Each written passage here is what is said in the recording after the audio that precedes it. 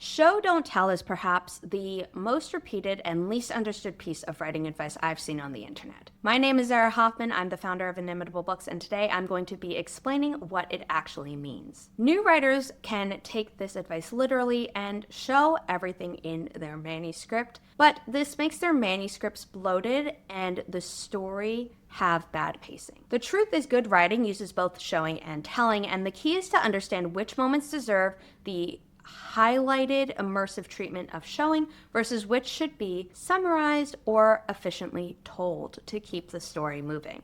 In Until the Last Page by Chantal Gadoury, we see the main character meet the transformed frog prince in the enchanted book of fairy tales that she falls into. "Oh God, what do?" I asked aloud, contemplating if I should pick him up. Was I brave enough to put my fingers on his scaly, slimy skin? Taking a deep breath, I slowly knelt beside it. I ain't know the first thing about helping an amphibian with a breathing problem. Being able to hear Jo's thoughts and see her panicking about what to do is important to the story because this shows her willingness to interact with the world of fairy tales, her being afraid of messing them up, and also her desire to help the frog that she thinks she has harmed makes that frog, who's really a prince, believe that she will help him find his true love's kiss to break his curse. If she ignored the frog or didn't interact with him at all, the entire story falls apart. So you always want to show important story beats, no matter what, because otherwise you will be holding your readers at arm's length rather than immersing them, and that is not a fun reading experience. However, you can't show everything. It will make everything seem like it has the same level of importance and will go on for too long. If you go back to our video about pacing, you will hear about scene versus summary, which is tightly linked to the concept of showing versus telling. So what should you be telling? You should be telling information that does not need to be highlighted but is still important to your story. I'm not talking about things that should be cut because they are truly filler, but you need to tell certain aspects so that the story doesn't get bogged down in the details. A good rule of thumb is to show when emotions are high, character development is happening in real time, or an important plot moment is occurring. Everything else needs to be scrutinized of whether or not telling or showing would be better. And you might not get this right every single time. You will improve your ability to determine when to tell versus show. The more you write, the more you revise, and the more you practice. But something that might surprise you is that fast-paced action scenes should be shown rather than told. That might seem counterproductive because a fast-paced action scene is going to take up more space if it's shown versus told. But by immersing your readers in the experience of your characters in that scene, they will feel the same urgency of the characters, which will allow you to have that fast pace without cheating your readers. For example, in From the Diary of Agnes Yeager, The Secrets of Silverleaf Academy by Veronica King, the main character, Agnes, and her allies get into a fight with a creature at school. The creature pounced at Belinda. Without much thinking on my part, I shoved her out of the way. I fell to the floor, feeling the creature's grip dig into my arms. As the creature leaned in, trying to take a chunk of my face off like some rabid raccoon, I did my best to hold it back. I saw Belinda remove her shoes and hit the creature's back. "You can't have her," she shouted, our worry about being overheard completely forgotten with the dangerous turn of events. She emphasized each word with a thump. "Don't be an idiot," I scolded. "It's already ticked off. All you're gonna do is peeve it off more." "Oh, I'm sorry," Belinda said sarcastically as she moved her target to the back of the creature's head. "Did you want to have your face bitten off?" "Not helping," I shouted, as the sharp needle-like finger of the fountain spirit drew closer to my nose. Could that excerpt been a single sentence of, "Dear reader, we fought a monster in the bathroom," which would be in line with Agnes's tendency to break the fourth wall? Yes. But would that have been half as fun or immersive as what we actually got in the book? Absolutely not. Also, up until this point in the story, Agnes and Belinda haven't been getting along super well. They have been working together, but seeing Belinda put her own safety in jeopardy in order to save Agnes goes towards showing their evolving relationship in the book, and therefore the choice to show it is justified. The decision of when to show instead of tell should never be arbitrary. It's based on where the emotional weight and plot needs lie. Showing often means engaging the senses. What does the character see, hear, smell, taste, or touch?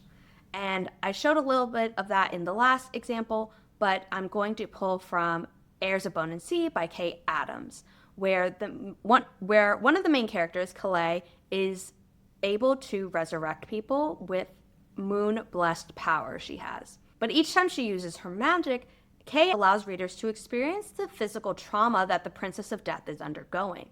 If we didn't see that her magic had a cost, no one would understand why she's not using this power left and right.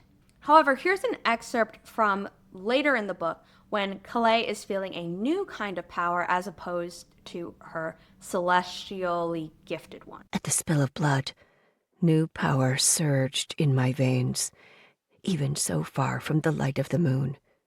It thrummed with urgency.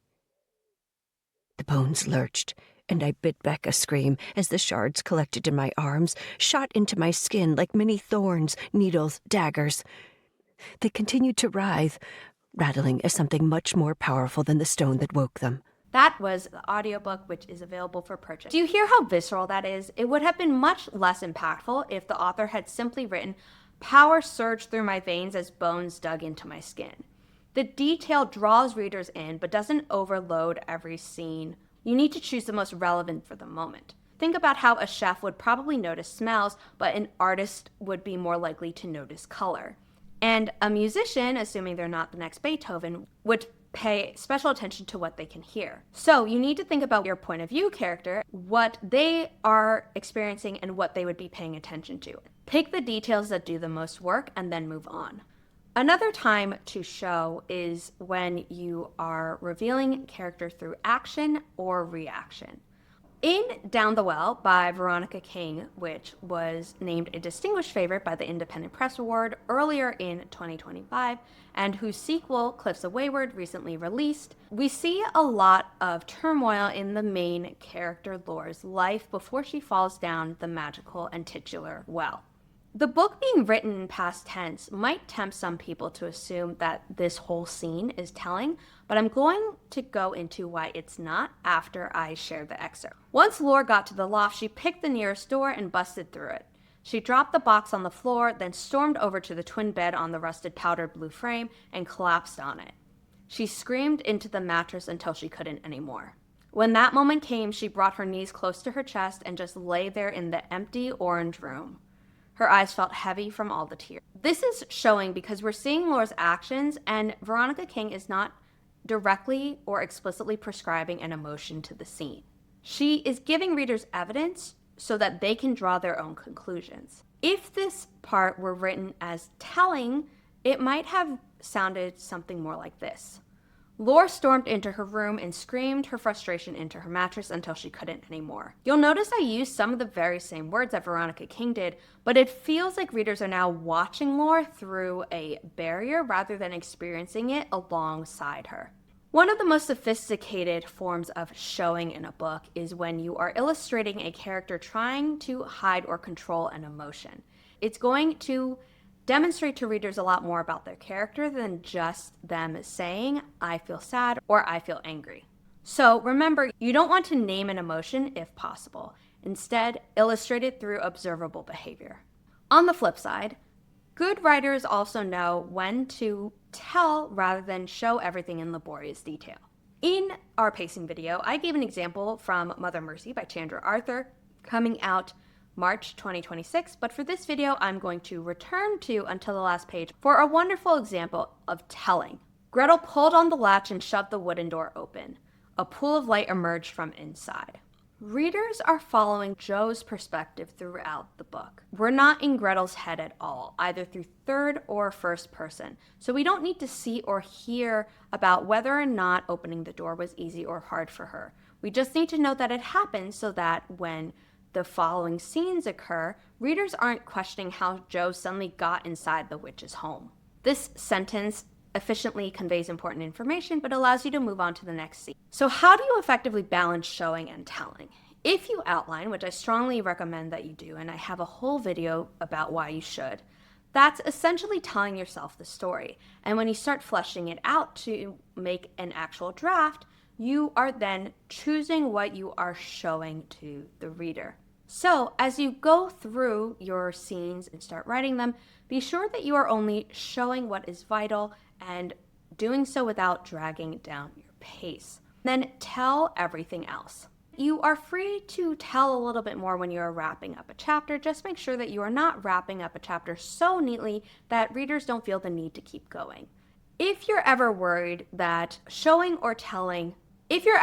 you're making the wrong choice when it comes to showing or telling a certain part of your story, I recommend that you actually write both and get feedback on the version that you think is better, but make sure that you've saved the other version so that if you get revision advice that you should have taken the other path, then you're not forced to rewrite it from memory. If you've already written your manuscript and need to audit whether or not you've done the balance of show versus tell accurately, look through each chapter and scene of yours. Find places where you name emotions and can you show it through action or description instead. Find your longest scenes and ask, does all of this need to be shown or can some of it be told and summarized? Identify filtering words that hold readers at arm's length, like seem, look, appear, anything that pushes your reader farther from the character's actual experience.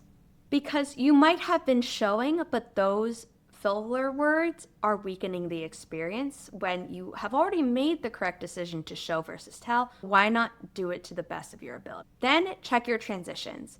Can you tell that time has passed instead of showing every moment of the clock ticking down? If you really need help, try reading some popular books in your genre and see how other authors have done it. Take notes and see what you can learn from them. If you've struggled with the show don't tell advice, please tell me in the comments, and make sure you've watched the earlier videos in this playlist on pacing, dialogue, and identifying unnecessary scenes in your work that you can cut to make your story flow well. Also, please like this video and subscribe so you don't miss the next video in this playlist that will be covering how to write satisfying endings for your readers. Thanks for watching, and I'll see you in the next video.